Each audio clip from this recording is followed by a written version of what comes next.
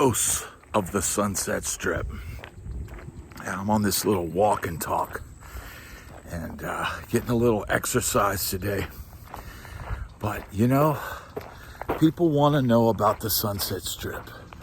They want to know, they want to know about the rock stars and the wild parties, the girls and the drugs and everything else that went on there. But man, there's a lot of ghosts in that place, man. And the most obvious one, if you go down to the Rainbow, you'll see the statue of Lemmy.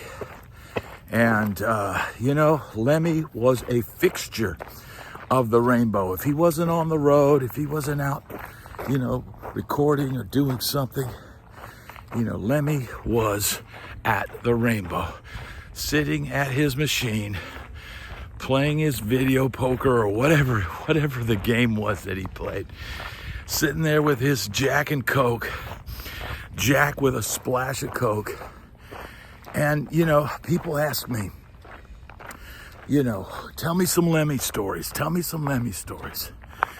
And I remember specifically one night, it was just me and Lemmy and these two girls from Sweden. Now, I had met one Christmas night.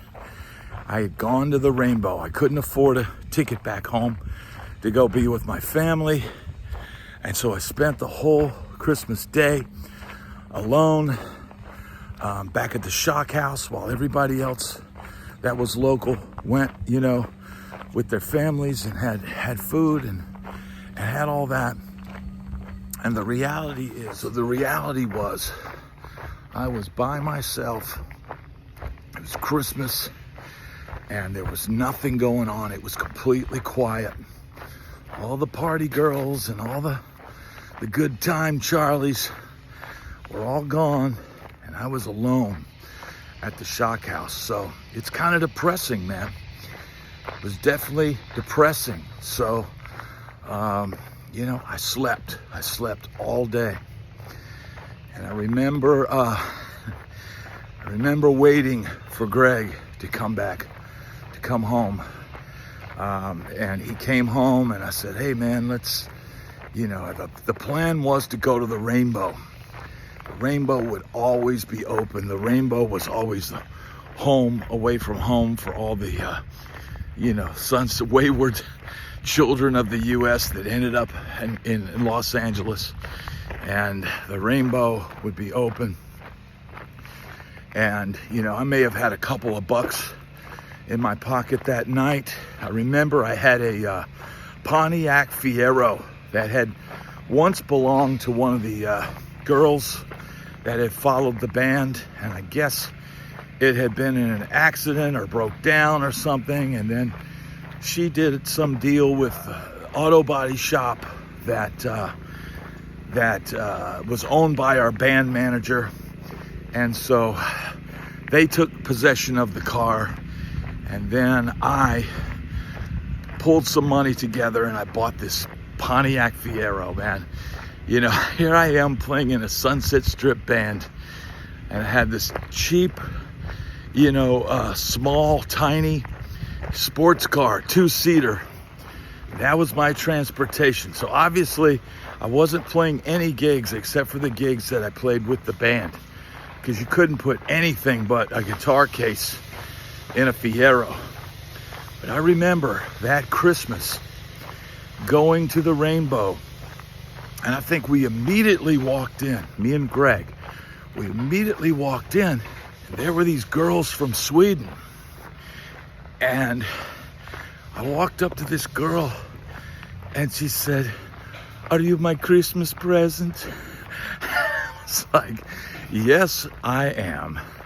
And we hung out with these girls, and these girls were all dressed in leather, like from head to toe. They had their hair all teased out and their makeup on and all this. And, in reality, they were a long way from home, just like I was. And this is probably, let's go to the Rainbow. Let's see what's what's happening. You know, they're a long way from home, a long way away from their families. And the Rainbow was the place that would be open. There'd be very little stuff open on Christmas in LA. But the Rainbow was a place you could go. So we meet these two Swedish girls, and one was a brunette, the other was a blonde. And Greg, you know, the one that said, "Are you my Christmas present?" was the brunette.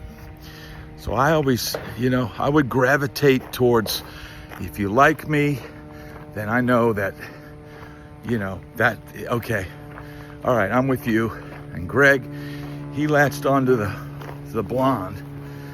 And she was a stunning blonde. She was like holy guacamole, hot. They were both very hot, both very attractive girls, and exotic because they're from Sweden.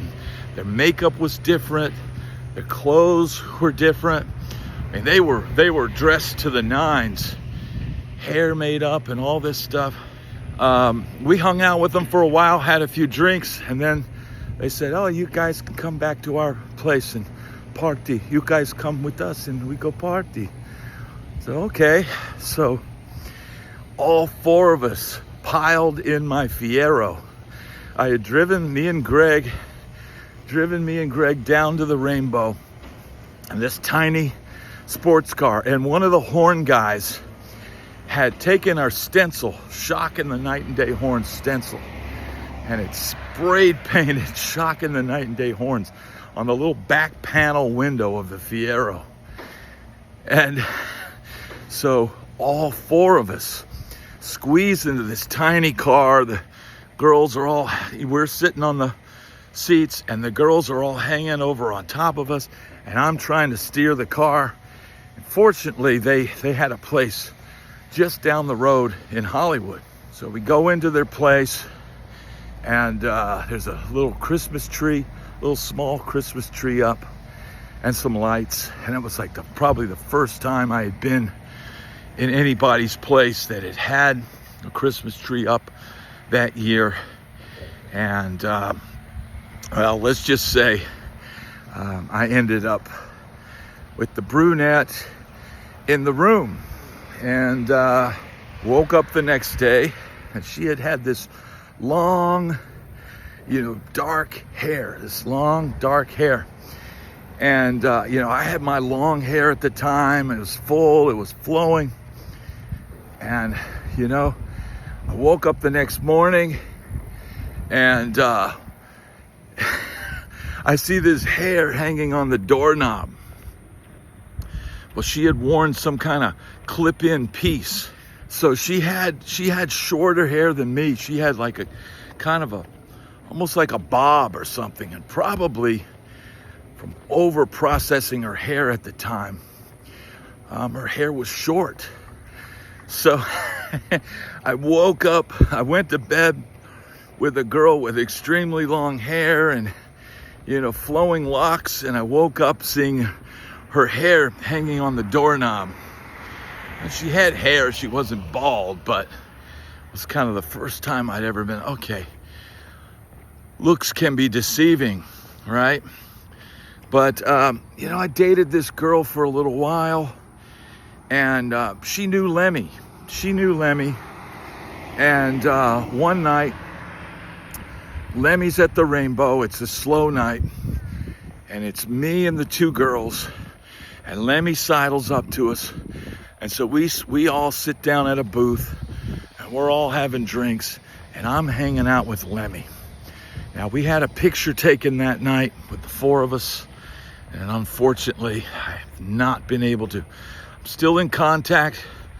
You know, I know where to reach this girl, this Swedish girl, but she doesn't have the photo. I remember seeing it back in the day, and I should have gotten a copy of it, but that never happened. So the reality is, my one time where I could have gotten a super cool photo, man. I had this hat on that said sex, ball cap like a trucker cap, and it's the four of us hanging out at the Rainbow. But, you know, Lemmy is such a legend.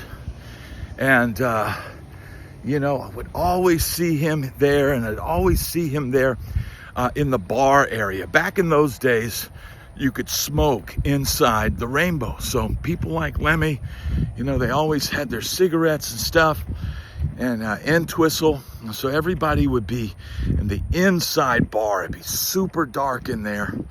And that's kind of where everybody would kind of congregate. And back in those days, you know, that's where Lemmy would usually be hanging out with Entwistle, back in the, sitting nestled in that dark corner, or at the little Pac-Man machine, you know, inside of the bar area. And, you know, many years later, after I'd gone to Nashville and I'd gotten a gig with Gary Lewis and the Playboys, and we got to go out to LA, and we put us up at the, where was it? The Beverly Hills Hilton. And it was right there, you know, right in the center of Beverly Hills. And we're staying there. And of course, I got to get a cab, and I got to go to the Rainbow, man. I got to go to the Rainbow. So we go to the Rainbow, and I see Lemmy at the bar, that outside bar, with sitting at that gaming machine. He's just playing away. So I decided there's an empty spot up there, and there's some guy standing there, you know, having a drink. And I decided, man, I'm going to go over there and see, you know, just get a little closer to Lemmy, you know. And I didn't mention the girls or any. I mean, that was probably a decade or two after the fact. But I'm sitting there, I'm at the bar, and the guy's kind of talking to Lemmy, and Lemmy's kind of ignoring us all, you know. And I start saying, hey, Lemmy, yeah, man, I remember, you know, seeing you back in the day, and you'd be hanging at the back bar with John Entwistle. And he immediately perked himself up, and he looked at me, he goes, greatest bass player ever. And then he turned, he went right back to doing what he was doing. But man, you know, a guy like that was such a legend. You know, he lived right around the corner. He kept a place right around the corner, a little dumpy apartment. That way he could just walk to the Rainbow. And that's a place that a lot of us, you know, it felt like home, man.